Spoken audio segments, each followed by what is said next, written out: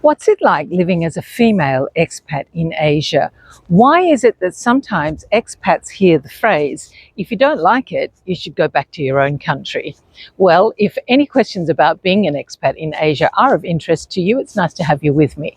My name is Wendy, and for more than 3 decades, I've lived and worked in 5 different countries in Asia, for the last 12 years in Thailand. And today I want to talk about 5 hard truths that expats need to know, or people wanting to be expats need to think about. And the first one is the comment that I just mentioned.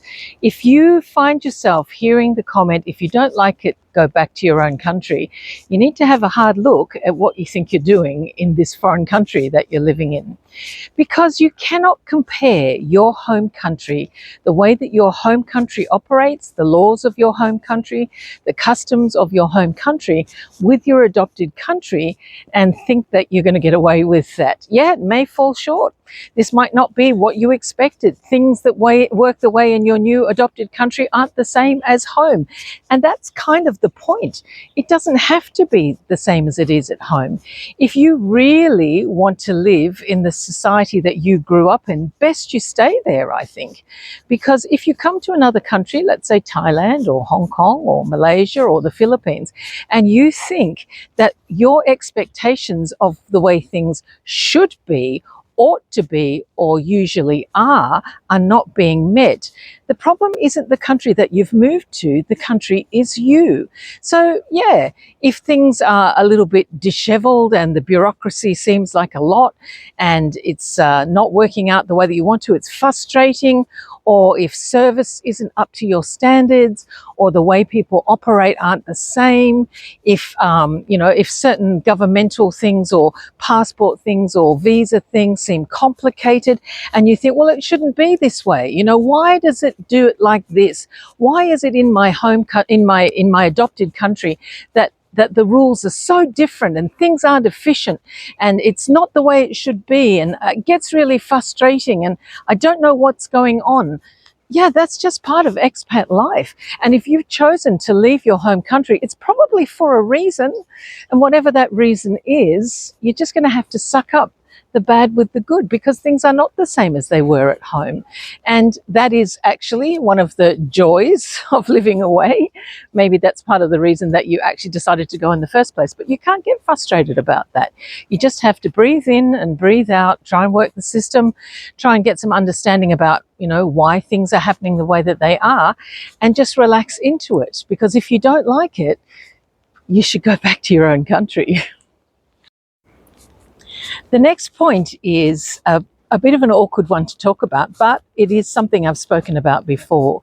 If you're somebody who really struggles to make friends, perhaps you've got some mental health issues that are quite serious and impact your life, or perhaps just socially you always find yourself running up against other people, but you think that a new start will probably fix all of those problems. If you've in your own community, you sort of run out of people because for whatever reason, you just seem to rub people up the wrong way, or they all rub you up the wrong way, and it never kind of works out the way that you expect it to. But you think that a whole new start in a place like Southeast Asia will be great because, people in Thailand, people in, other countries, not only Thailand, of course, Vietnam and everything, they're very warm and welcoming and they're very accommodating, so things will be easier. Well, I've got some hard truths for you there, because if you're somebody who suffers socially because of a personality disorder, maybe that you don't even want to admit to, maybe you don't even know that you have, or if you've got some sort of other major problems, and I'm not just talking about, you've had a falling out with your best friend and you're feeling sad, but if you're somebody who really struggles socially, yes, I think it would be fair to say that a lot of Asian communities are, very, very accommodating and very kind. But in the expatriate community, you're going to run up against the same kind of problems. Wherever you go, there you are. So if you've had a lot of trouble socializing in your home country, don't imagine that simply because you're getting a fresh start and you're going to leave everybody behind and it's all going to be new, unless you've done some work on yourself, unless it's something that you're actively, progressively getting towards being better at being social, you will find yourself on the out in the expat community as well.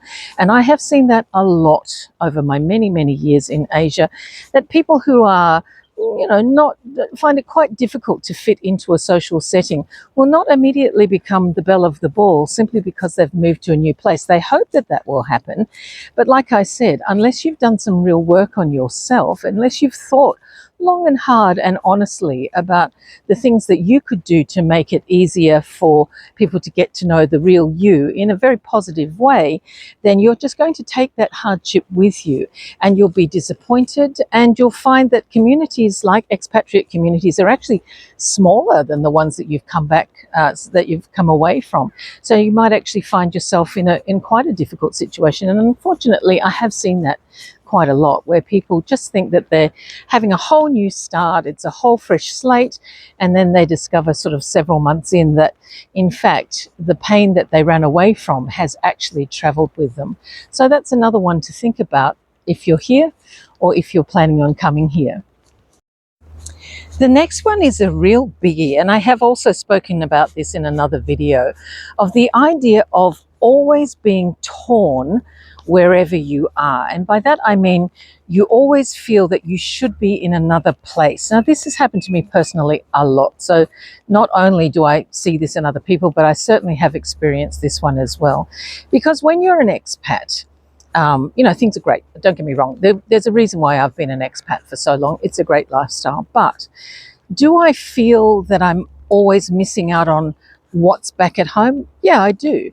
And whether that's, children that you're not living with, or friends that you miss, family, elderly parents, there's a whole lot of reasons and that you should be, I use those words very carefully, in another place. So you're spending your time far away from all of those things, and you feel sad about that. That's a real thing, It's not just homesickness, it's sickness of the heart, where you really feel that should I be in the other place? Ironically, of course, if you get on a plane and you head over to that other place, the thing that you start to really miss is the community or the lifestyle that you had in your adopted country. So you're never fully in one place or the other. And some people manage that better than other people. Some people are able to kind of compartmentalize that a little bit better. But for lots of people, myself included, there's always this sense that I'm, what do they say, neither Peter nor Mary. There's some kind of idiom that we have in English that I can't remember right now, that Arthur or Martha, those are the two, Arthur or Martha. So, you're always feeling like you should be there or you should be here. Somebody gets sick that you care about and they're in another country and you think, I really should be there helping out, but X, particularly if you're an expat and you're working. You can't just say to work, sorry, my friend down the road's dog has died and I have to go and comfort her. Well, no, you can't. So yeah, I think that is something that always happens, that we always feel that we're kind of got one foot in one place and one foot in the other place. Or if you've got people spread around the world, that you're actually never fully mentally in one spot. And that can be really tough. And it's something that you have to kind of gird your loins with. The next one made me think about a video that I watched recently of an expat American guy who's married to a Japanese lady living in Japan, in quite a rural town. And he was saying that although he's lived in this town for 15 years and he's very well liked, he speaks fluent Japanese, he gets along really well with everybody in the village, but he's always the foreigner. And this part, number 4 in our 5 difficult things, is this idea that you never actually 100% fit into your new community. Even if you are fluent in the language, even if you've gone ahead and you've learned this new language completely, you've got local friends. I've got local friends. You've got local friends. You understand all the customs. You love everything about the country. You wouldn't change anything at all, but you're always, always going to be the foreigner. And that shows up in strange ways. Like, everybody knows something, and then someone says, "Oh, we must tell Wendy."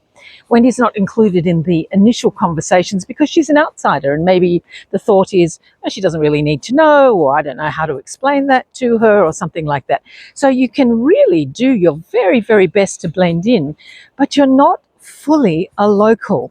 Now, I know expats who've gone ahead and actually changed nationalities. There's a gentleman here where I live in Thailand, and he's German by birth, German by ethnicity, but he is a Thai citizen. He's gone ahead and got his citizenship in Thailand, which is quite a rigmarole, including where you have to sing the national anthem to a panel of people, believe it or not.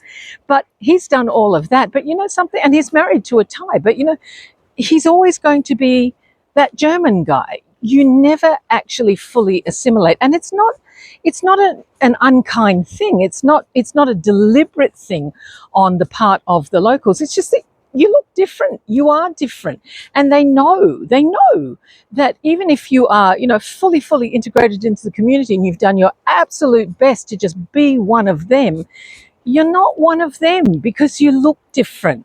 And they know in the back of their mind that there is a difference in there somewhere, and they can't quite put that peg into the right hole. So even if you do your best, you're never ever going to be the same as a local. And I think if you think about it realistically, that would be the same if somebody moved into our community at home, whatever place you're watching this from, and there's a guy who's lived in your country for the last 40 years. His kids are gone to school there, everything. But he'll always be, Hasib, that guy, that Egyptian guy, even though he's fully part of your community, and is probably, and has become a national as well. But there's just always that kind of label, and it works the other way. It works for expats as well. So, like I said, you can do your best, and you can, do everything that you can to sort of, show that you're one of the community, but you're always going to have that little difference that's going to set you apart. And the last hard truth that I want to talk about is the fact that no matter what you do, some parts of your friends and your family are never, ever going to understand your decision, and that's okay. It wasn't their decision. So you'll have people who just don't get it. They just don't understand why you just don't come home. Okay, you've spent a couple of years doing that now. Aren't you tired of it now? Come home.